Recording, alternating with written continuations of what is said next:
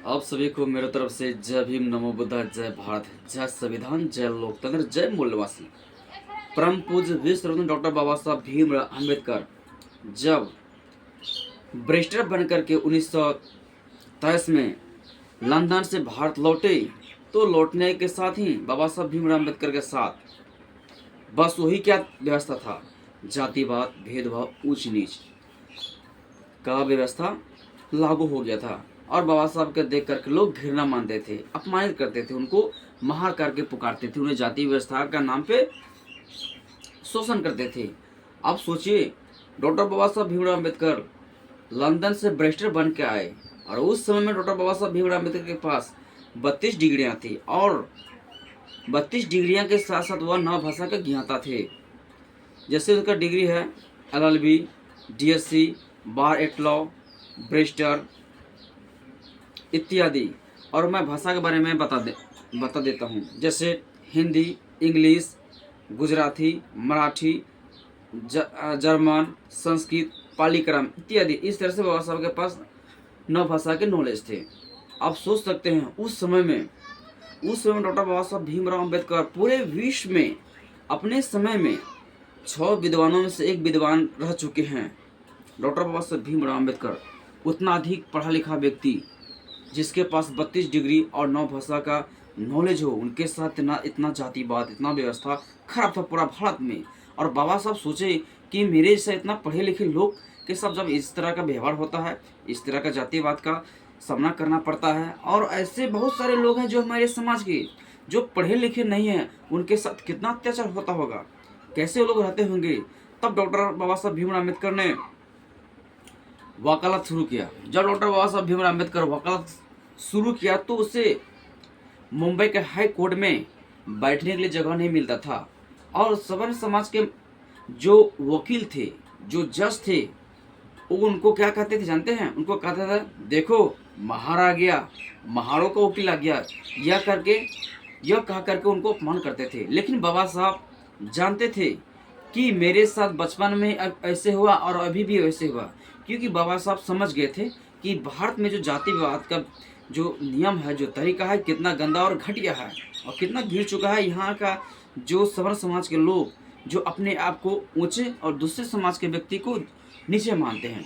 इसी वजह से जब डॉक्टर बाबा साहब भीमराव अम्बेडकर मुंबई के हाई कोर्ट में वकालत करना शुरू किए, तो पहली बार जब कोर्ट गए तो उनको बहुत अपमान का सामना करना पड़ा, बहुत तिरस्कार किया, बहुत बेइज्जती किया।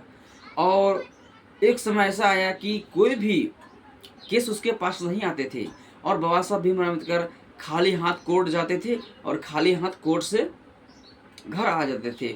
उनको परिवार चलाने के लिए, अपने फैमिली को चलाने के लिए, बच्चे के लिए उनको पैसा भी नहीं होता था वकालत से। और बाबा साहब निराश और हताश नहीं हुए। जानते थे कि आज जो दुख तकलीफ मैं खेप रहा हूँ, आने वाले समय में मेरा फ्यूचर अच्छे होंगे।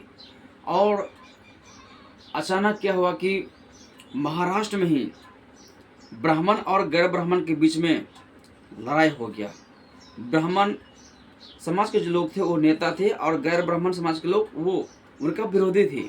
जब ब्राह्मण समाज के लोग जब डॉक्टर बाबा साहब भीमराव अम्बेडकर के पास आया, और बाबा साहब भीमराव अम्बेडकर अपने समझदारी और सूझबूझ के साथ उस केस को हैंडल किया, और वह केस बाबा साहब जब जीत गए, तो पूरे महाराष्ट्र में, पूरे पुणे में बाबा साहब भीमराव अम्बेडकर का जय जयकार हुआ। और धीरे धीरे बाबा साहब भीमराव अम्बेडकर का वकालत रेस में आने लगे, और कुछ समय ऐसा हुआ कि पूरे संपूर्ण भारत में बाबा साहब मशहूर हो गए, और अपने समाज के हितों के लिए, अधिकारों के लिए बाबा साहब लड़ने लगे, और जगह जगह पे जाकर बाबा साहब कैंपेन किए, सभा किया, और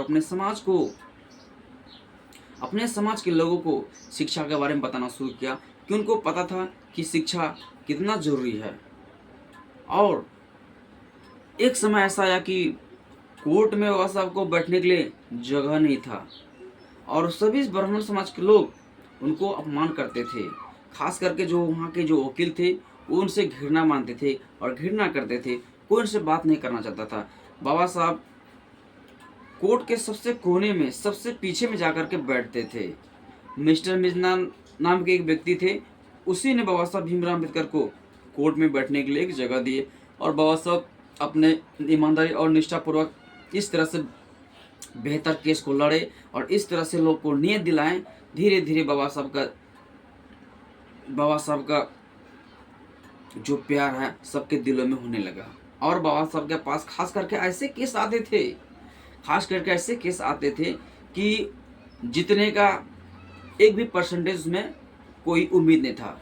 ऐसे केस आते थे, लगता नहीं था कि ये बाबा साहब केस को जीत पाएंगे। सबसे डैमेज केस आता था, लेकिन बाबा साहब का देखिए बुद्धि सूझबूझ, बाबा साहब अपने दिमाग और तरीके से उस केस को बहुत बेहतर ढंग से हैंडल करते थे और वो केस को जीत लेते थे।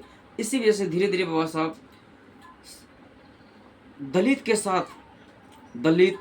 साथ साथ जो वहाँ के जो सवर्ण समाज के लोग थे, जो पेशवाई ब्राह्मण थे, धीरे धीरे ब्राह्मणों के दिल में बाबा साहब के लिए जगह बन गया। जय भीम, नमो बुद्धाय, जय भारत, जय लोकतंत्र।